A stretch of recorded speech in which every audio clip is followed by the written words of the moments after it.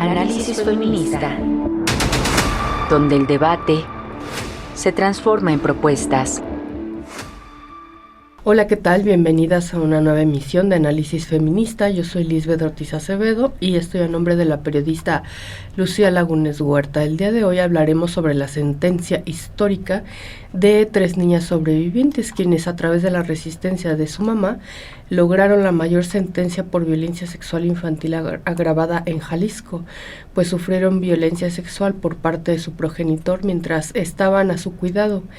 Y a 4 años de esta situación, un tribunal unitario de la Fiscalía del Estado de Jalisco otorgó una condena a su agresor de 44 años. Para hablar del tema nos acompaña Claudia Verónica Hernández Casas, licenciada en Derecho y activista por los derechos de las infancias, niñas, niños y adolescentes. Además, platicaremos sobre el libro Hilando Historias, Tejiendo Esperanza, Mujeres Defensoras de Derechos Humanos y Periodistas en México, un compendio que pone en el centro las voces, historias y necesidades de más de 100 mujeres defensoras de derechos humanos y periodistas de 5 estados de la República. Para hablar del tema nos acompaña Jessica Sánchez Maya. Ella es defensora de derechos humanos feminista, es una de las integrantes y fundadoras de la Iniciativa Mesoamericana de Defensoras de Derechos Humanos y de la Red Nacional de Defensoras de México.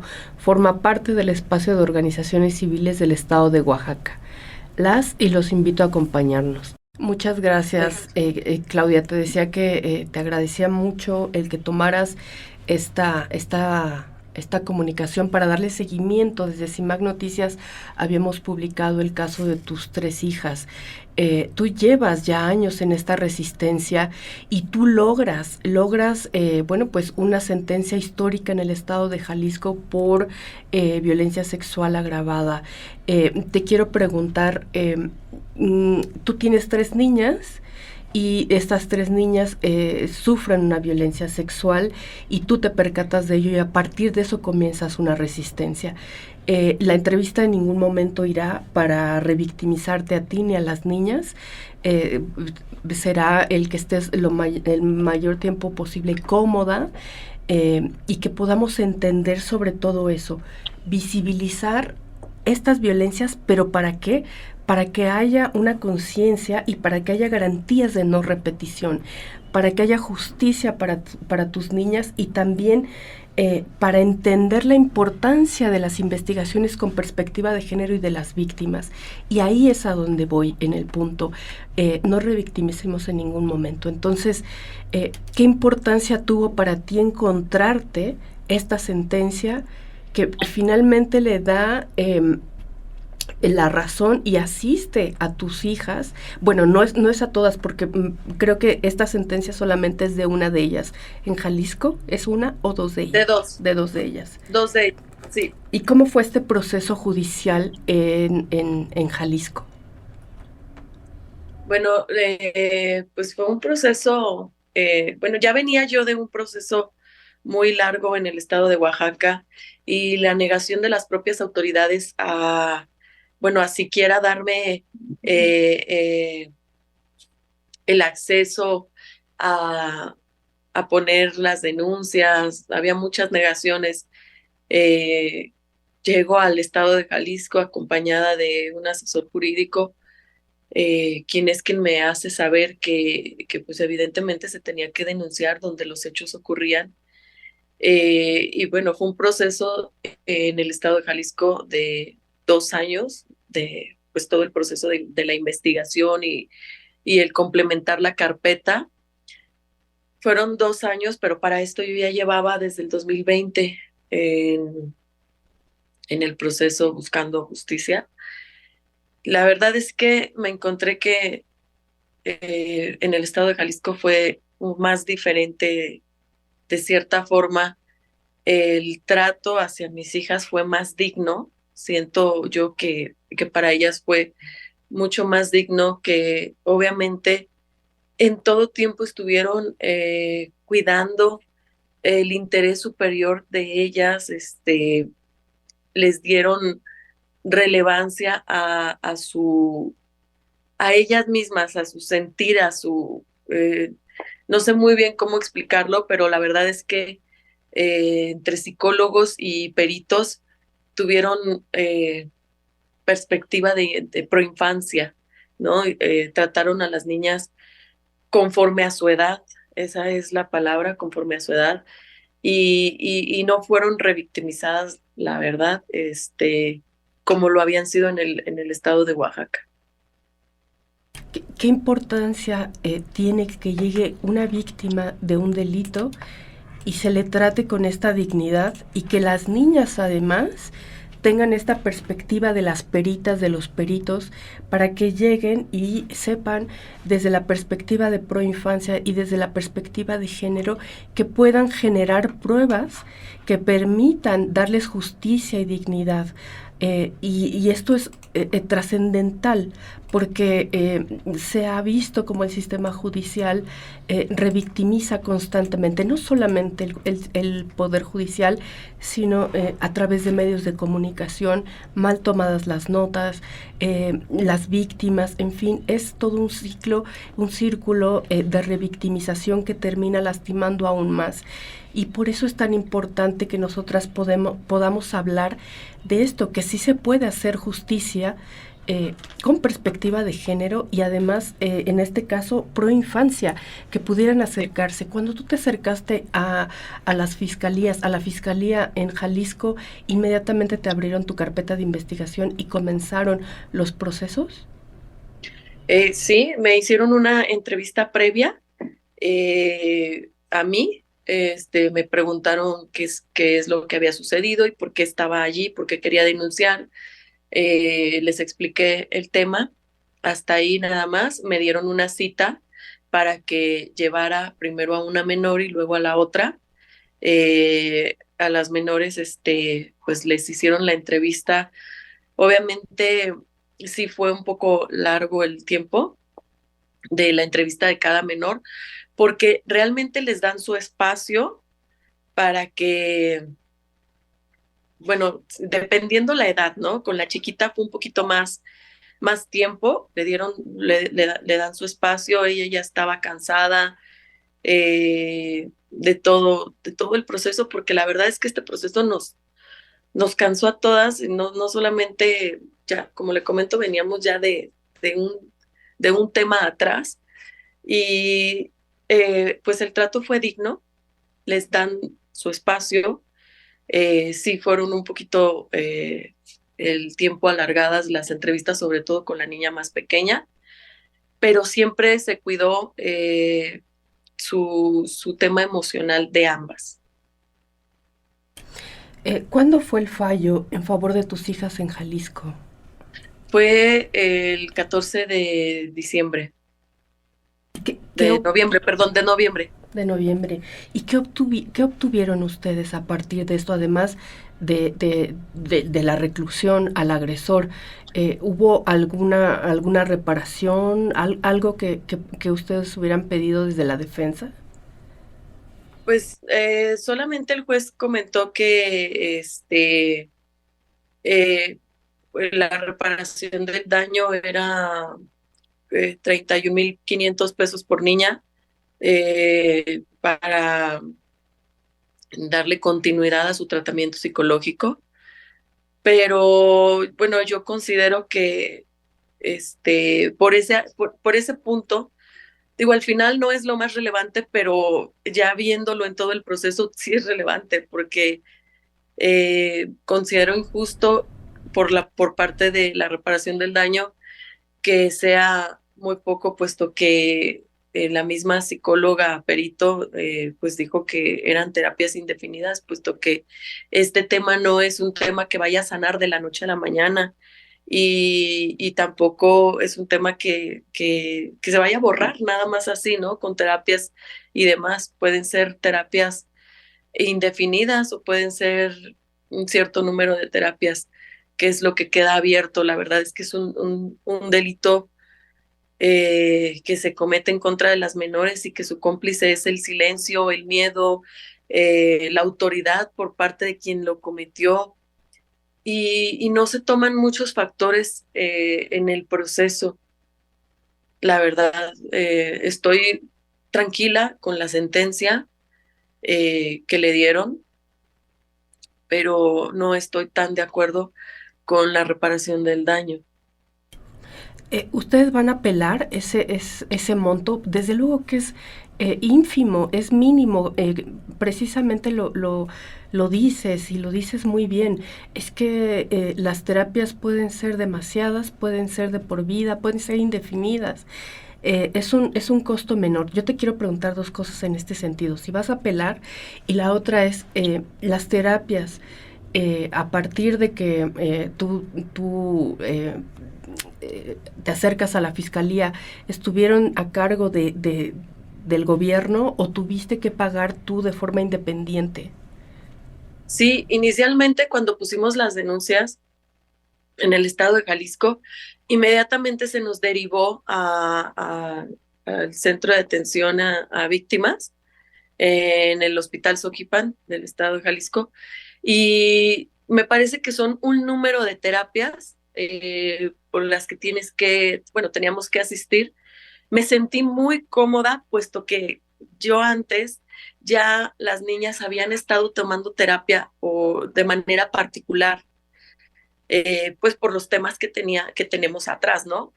Y llegamos ahí, me sentí muy cómoda porque, bueno, tienen todo el profesionalismo que pudiera yo haber pedido, avanzamos muchísimo más que cuando estuvimos tomando las terapias particulares, tengo que reconocerlo, pero solamente un número de terapias, no me acuerdo si son 14 o 15, llega este número de terapias y pues búscale, ¿no? Hazle como puedas.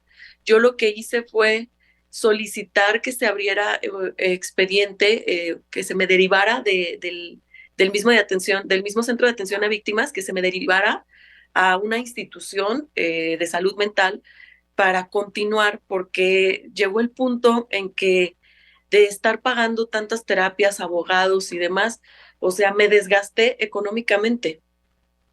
A esto pues se le suma que pues también dejas de trabajar porque tienes que darle la atención a las niñas, ¿no? O sea, estarlas llevando, trayendo, tener los cuidados. Una de mis hijas tuvo ideación suicida, la de actualmente tiene 14 años y se autolesionaba, entonces yo no podía ni trabajar, no podía dejarlas un segundo, nada, ni encargadas, ni nada. Y dije, no, no me queda otra opción. Solicitamos que se nos derivó a Salme, este, a la más grandecita, y a la más pequeña se derivó al Hospital Civil en el área de paidopsiquiatría.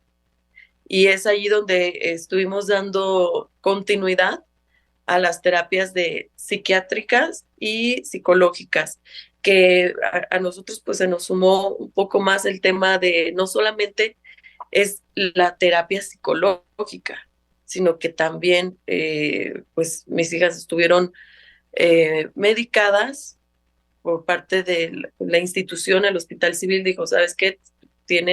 Me dieron un informe donde una de ellas tenía ideación suicida, la otra tenía depresión, trastorno TPL o algo así, y me sugirieron, ¿no? Que tenían que tomar tratamiento, y a mí se me complicaba porque también estos medicamentos no son nada baratos. Claro. Entonces hay que estarlos surtiendo y demás.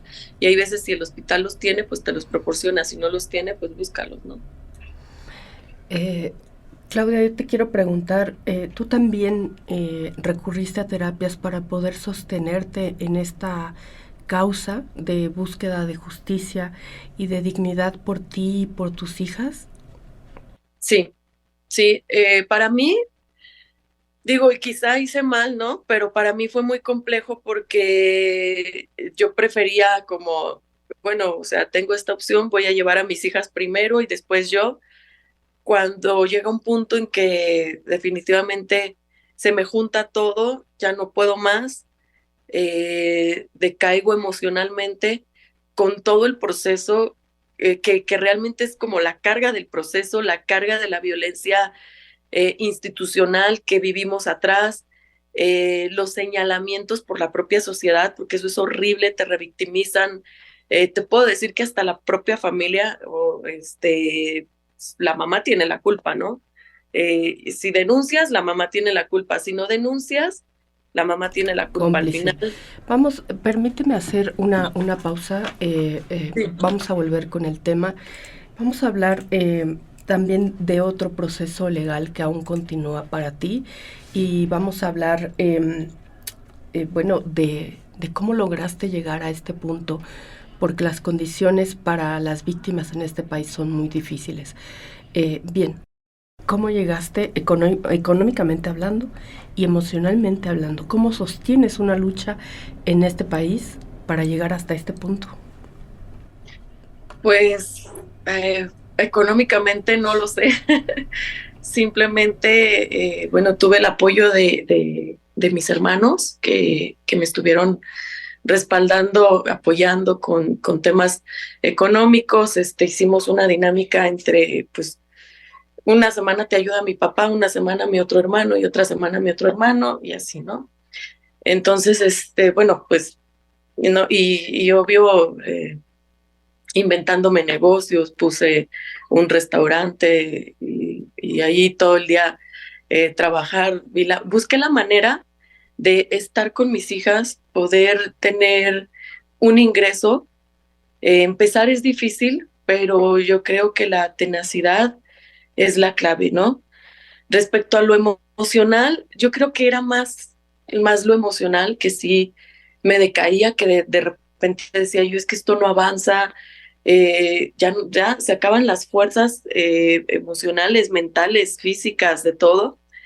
Más sin embargo, siempre esa fuerza que los propios hijos te dan de verlas, de ver que claro que tenemos una necesidad de justicia y de decir esto no puede quedar así, y mucho menos porque la familia del imputado nos señalaba, no solamente a mí, fueron muy crueles al exponer mediáticamente a mis hijas, y yo decía, pues se tiene que saber la verdad, y la verdad se va a saber a través de un veredicto de un juez, o sea, tiene que parar esto, vaya.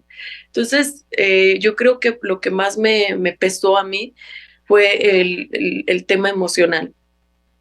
Realmente yo estuve buscando contención emocional en de diferentes lugares, ¿no? O sea, terapias psicológicas, psiquiátricas, alternativas. Yo creo que hice un poco de todo para poder tener la fuerza de continuar. Bien, ¿te falta un proceso judicial para otra de tus hijas? Sí, Ese está en la Ciudad de México y también es por el mismo tema.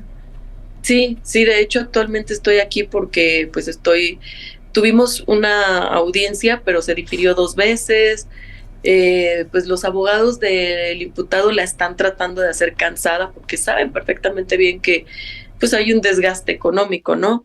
Más sin embargo, aquí sigo. De hecho, ahorita estoy hospedada en un hotel aquí en la Ciudad de México porque tenemos una cita, ya que la Ministerio Público me dijo que se iba a abrir o algo así, una carpeta. Bueno, más bien ya está abierta la carpeta. Hay señalamientos de las niñas en contra también de la mamá del imputado, quien sabía del tema.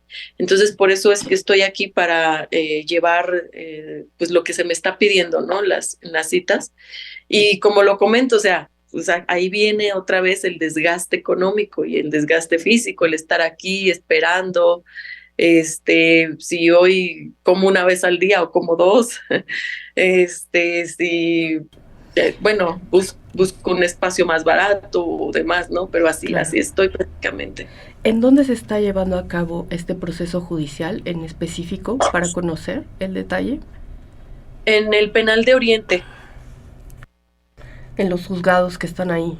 en los juzgados del penal de Oriente estamos, bueno, él como está recluido en Puente Grande, se están haciendo las audiencias eh, por parte para él vía medios electrónicos, y pues nada, yo sí tengo que asistir. De hecho, yo solicité a la Ministerio Público, quien tiene la carpeta a cargo, que si pudiera haber una manera de yo también llevar el proceso vía medios electrónicos, porque para mí es un desgaste económico impresionante estar viniendo y sobre todo que se difieran las audiencias, que me digan, no, pues ya llegaste, fíjate que hoy no va a haber. Y que en una semana se difirieron 2 veces. ¿Y qué te ha contestado el Ministerio Público al respecto?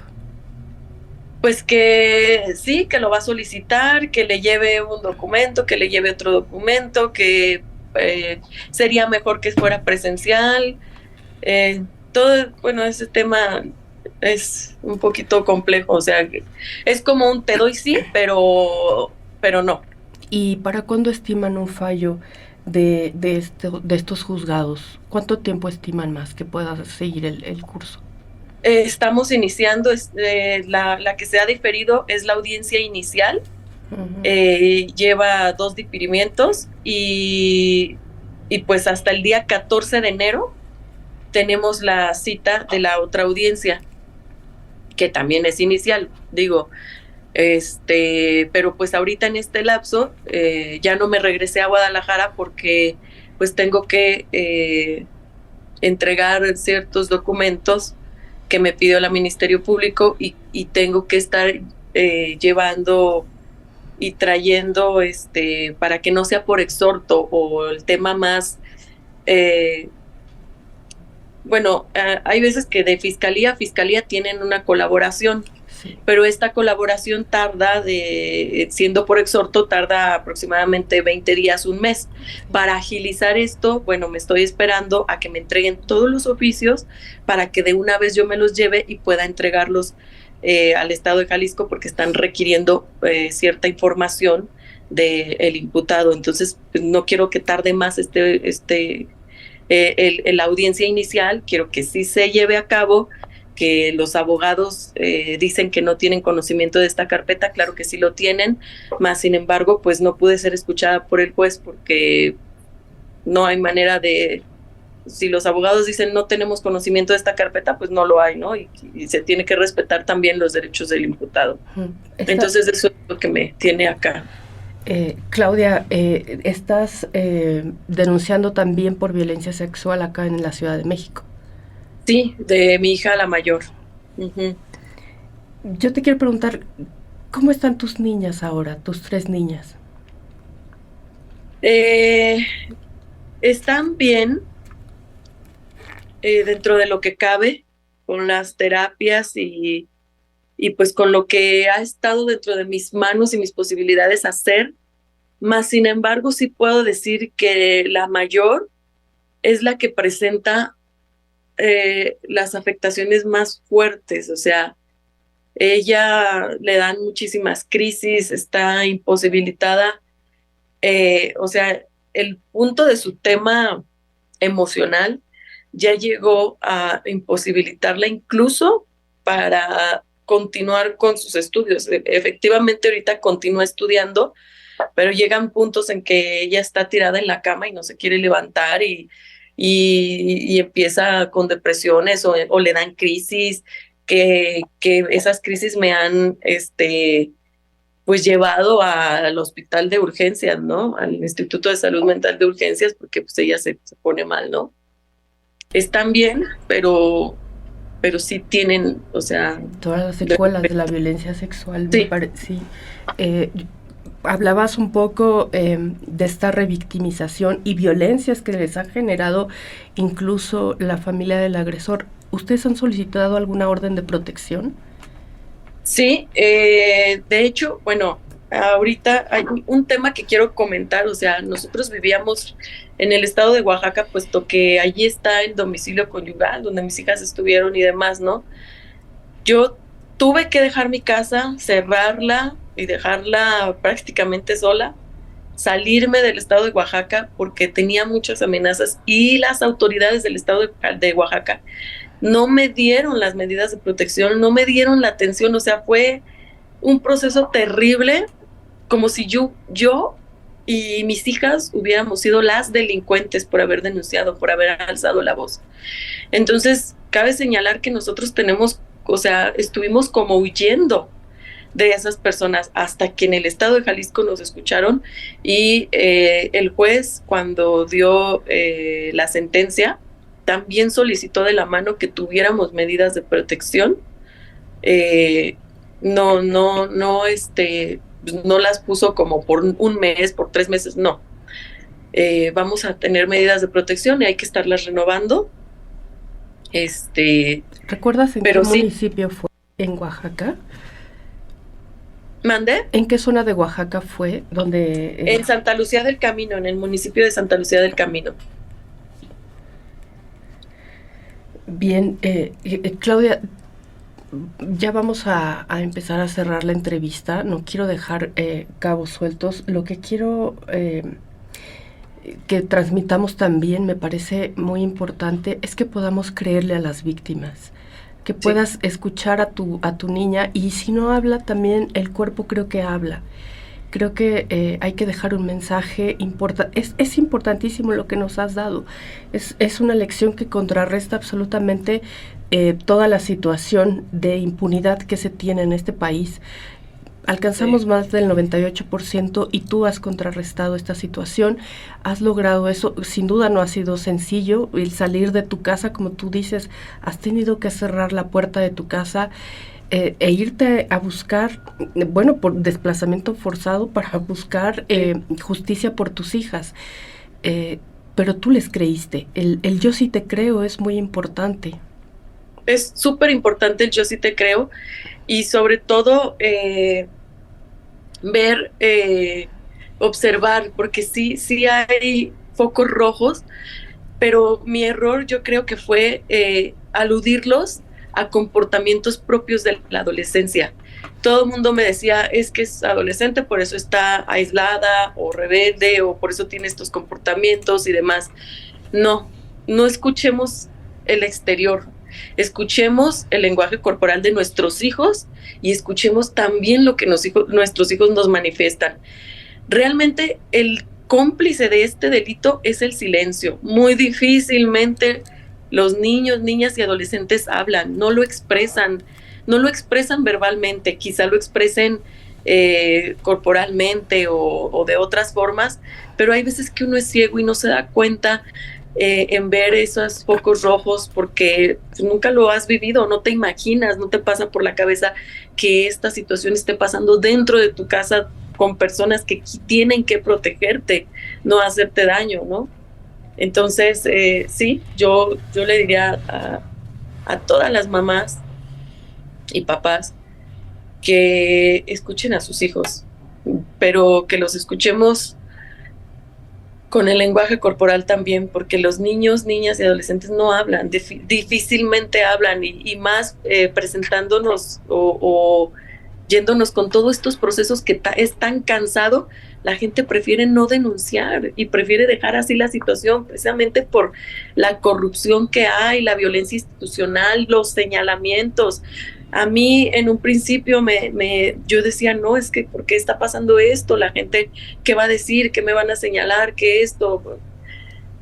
Te vienen a la cabeza muchísimos temas, pero ¿sabes cuál es lo más importante? Que busques la justicia y la protección para tus hijos. Lo que digan el exterior no importa. ¿Ha cambiado algo para ustedes a partir de que viene el fallo en favor de las víctimas, que son tus hijas, que eres tú? ¿Algo cambió en positivo? ¿Les dio algo? Pues sí, mi hija en el momento en que dieron el fallo, ella estaba afuera y empezó a sentir una paz, una tranquilidad. La verdad es que sí ha cambiado, nos ha dado un poco de más tranquilidad, un poco de paz, porque créeme que es algo muy raro, pero cuando escuchas una sentencia, cuando escuchas que tu agresor ya está preso y está sentenciado, descansas emocionalmente de cierta forma. Claro que sí. Bueno, pues Claudia Casas, has sido una defensora, te has convertido en una gran defensora sin quererlo. Desafortunadamente sí. La violencia a eso te llevó. pero hoy has vindicado dos vidas que son de tus hijas y la tuya. Falta una más. Vamos a seguir en contacto contigo desde CIMAC Noticias para la siguiente audiencia. Vamos a ver para el 14 de enero y vamos a ir analizando cómo va el caso también y cómo va la Ciudad de México dándole trato a una víctima que denuncia violencia sexual. Bueno, pues yo quiero agradecerte la charla de esta mañana, ha sido muy aleccionador y gracias por tu experiencia y gracias por tu presencia en Análisis Feminista esta mañana. Muchas gracias y un abrazo a ti y a las tres niñas. Gracias.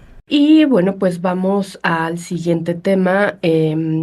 Bueno, pues en el marco del Día Internacional de los Derechos Humanos, varias organizaciones se dieron cita el día de ayer aquí en la Ciudad de México. Específicamente estuvieron en la Casa Refugio Citlaltépetl y lo hicieron, se reunieron para presentar un libro.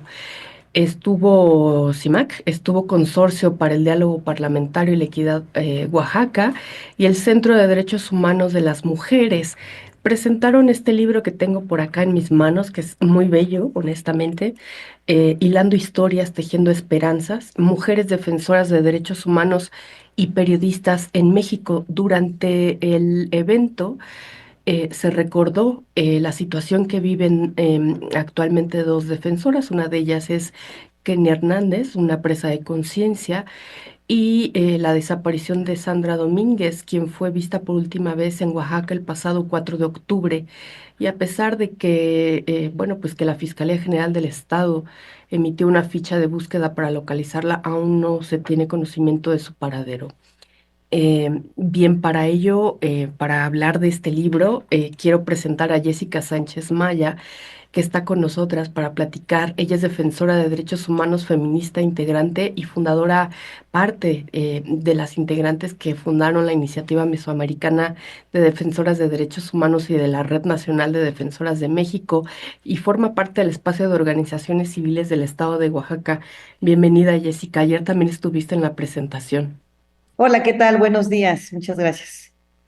Bueno, pues cuéntanos, ya me llegó, acá tenemos el libro. La verdad es que la presentación está muy bella y ahora incluso esto tiene una connotación importante, lo que hablan sobre el tejido. Ahora lo hablamos, pero quiero que nos platiques un poco de los interiores, de las 28 mujeres, los perfiles que hay acá dentro de las mujeres, el compendio que hacen de las defensoras de Chihuahua, San Luis Potosí, Oaxaca, Guanajuato y Jalisco. ¿Qué vamos a encontrar en ese libro, Jessica? Bueno, pues como comentábamos ayer, es un libro pues que llevó un buen rato de construcción, ¿verdad? Y que emana como de todo el proceso de complicidad, de todo el tema de colectividad, de muchas mujeres justamente tejiendo alrededor para poder hilvanar estas ideas, ¿no? Soledad Jarquín Edgar jugó un papel importante de edición, que decía ella también ayer, ¿no? O sea, eran entrevistas muy largas que había que hacerlas chiquitas, ¿verdad?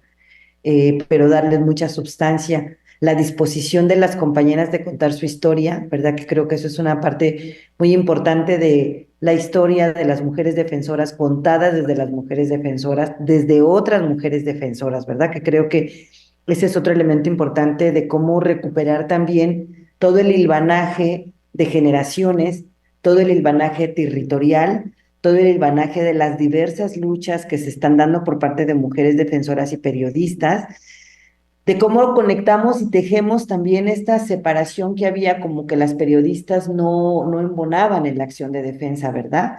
Y que ahora se ha hilvanado como un hacer conjunto, que es tejer esperanza, ¿no? Que es bordar esperanza, que como decías, el libro justamente lo que intentó fue entrar con un homenaje, ¿verdad? A mujeres que fueron asesinadas, que fueron también como murieron a partir de la enfermedad, ¿verdad? Que son mujeres que tuvieron cáncer, que son mujeres que por X circunstancia no pudieron tener acompañamiento a su salud, y que desde la iniciativa mesoamericana algo importante fue reconocer que el desgaste, que el impacto en la salud eran también como consecuencias de nuestra labor de defensa de derechos humanos, ¿no? O sea, el estar para los otros, el hacer para las otras, justamente también nos llevó a preguntarnos cómo generar procesos de reflexión y sostenibilidad. Entonces, este primer homenaje que divide en las que fueron asesinadas, que son 11, ¿verdad?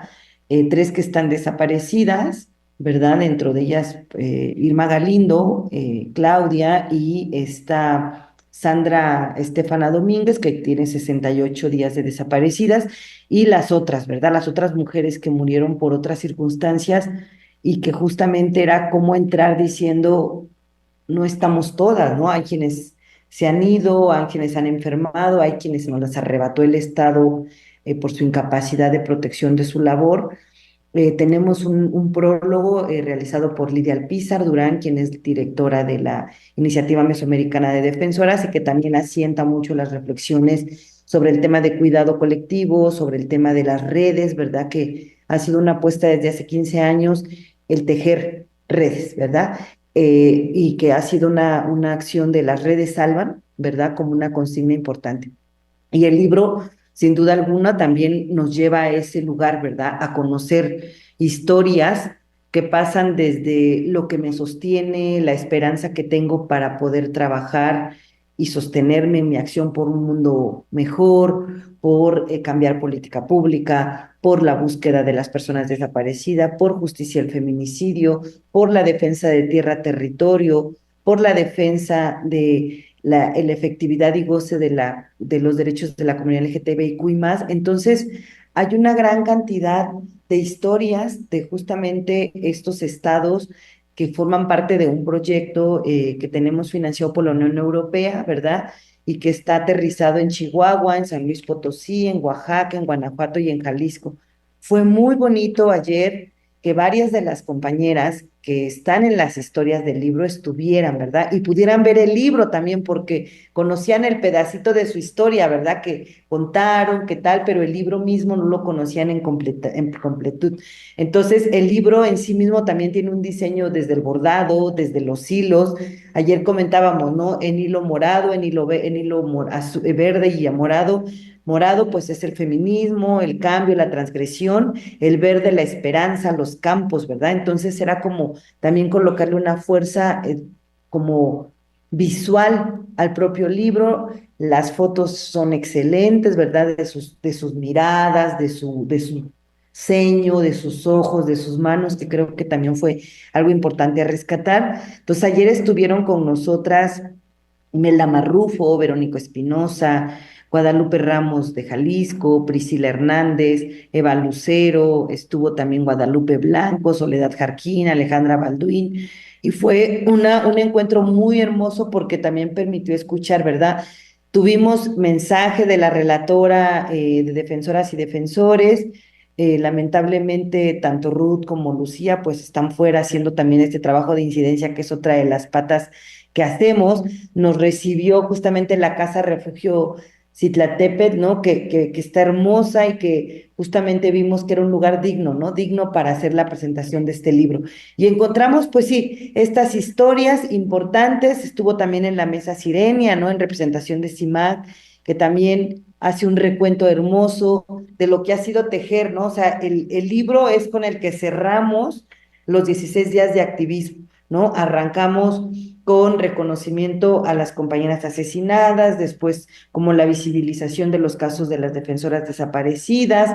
Hubo pequeños videitos que dieron cuenta del hacer de las defensoras, pero también hubo materiales de anclaje, ¿verdad? Entonces, hubo postales, hubo algunas bolsas, hubo algunas también distribución en redes de algunos mensajes claves importantes que permitiera reconocer y validar la labor de defensoras y periodistas en México. Entonces, este libro lo que hace es cerrar como una parte de la campaña de los 16 días de activismo, pero también nos lleva a reconocer, a generar un proceso de legitimar y refrendar nuestro compromiso por la esperanza, ¿verdad? Ayer estuvo en la presentación también Tania Ramírez, ¿verdad? Quien es una compañera que tiene mucha historia de resistencia desde que era muy pequeña y ahora ya como adulta. Entonces nos acompañaron gente muy importante. Estuvo Natalia Barreto de la Oficina de la Unión Europea también, quienes han sido muy sensibles también en acuerpar con diversos programas como Protejamos sus Voces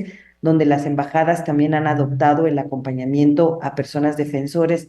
Este año se amplió el número de defensoras, entonces también estuvo como una aliada histórica de la labor de la defensa de los derechos humanos y del periodismo, la Unión Europea, ¿no? Entonces, Qué maravilla todo lo que nos vas narrando. De hecho, bueno, quiero compartir a la gente que nos escucha que tenemos 5 ejemplares para regalar.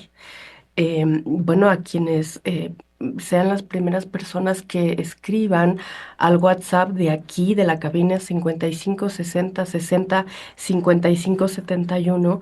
Y bueno, queremos obsequiar 5 de estos libros para que puedan venir por ellos.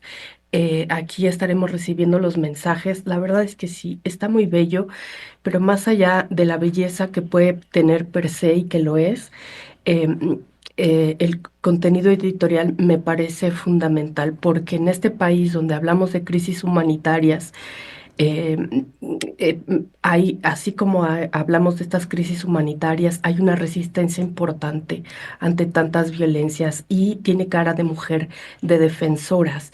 Y bueno, pues ustedes son clave para acabar con estas ideologías patriarcales, donde se anclan estas estructuras sociales que parecen inamovibles y conocer cada uno de estos esfuerzos porque no les ponemos rostro hasta que finalmente se hace viral o su desaparición o su ficha de búsqueda o alguna situación de emergencia. Y también sería importante empezar a conocerlas. Y por eso me parece tan importante. También esto que decías, el tejido. A mí algo que me gustó muchísimo que hablabas es que la idea de tejer nació... precisamente porque hablar de una defensora, no puedes hablar de una defensora sin nombrar a otras. Entonces, eso me encantó. Este lenguaje de paz, además tan necesario en este país, y, me gustaría que ahondaras en esto. Estas alianzas, tú nos decías, las redes salvan, y es cierto, quienes más se mueven por otra defensora son las defensoras mismas, estas alianzas, esta sororidad, estas amistades que se generan dentro de las luchas y de las causas. eh, no se puede contar la historia de una sin la otra. Es que se van dando la mano, Jessica.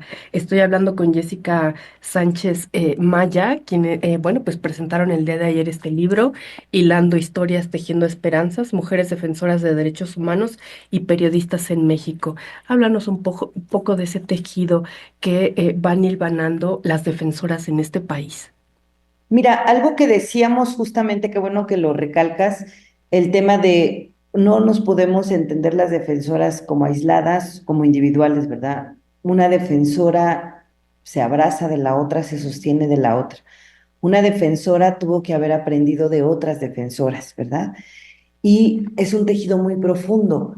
Y como desde las diversas temáticas también en estos tiempos hemos aprendido a reconocer los aportes diferenciados desde las estrategias diferenciadas también y tejemos desde diversos hilos, ¿no? Yo ponía el ejemplo de los hilos de colores y que así somos las defensoras, ¿no? Pero los hilos matizados, que hay hilos que juntan todos los colores y que era muy bonito pensar en ese tejido de cruz que es tan difícil, pero es tan hermoso, ¿verdad? Y también suele pasar a hacer alianzas, construir acuerdos, construir pactos políticos.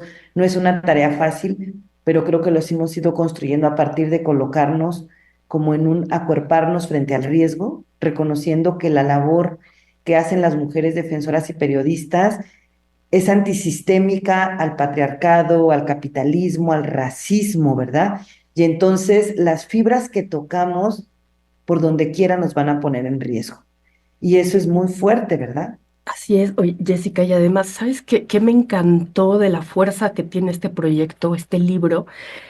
Cómo juntas contrastan la estigmatización que se vivió durante el último sexenio y entonces ustedes vindican todas estas historias y le dan un vuelco enorme, pero lo hacen desde un lenguaje de paz tan bello y a través de las letras para conocerlas.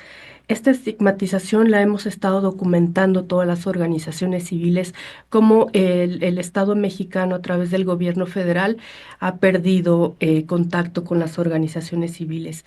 Jessica, estamos por concluir en nuestra conversación, pero bueno, invítanos a que podamos seguirte, a seguirlas, en dónde las podemos encontrar, porque necesitamos conocer su trabajo y eso, seguir vindicando este contraste con lo que tuvimos sexenio anterior.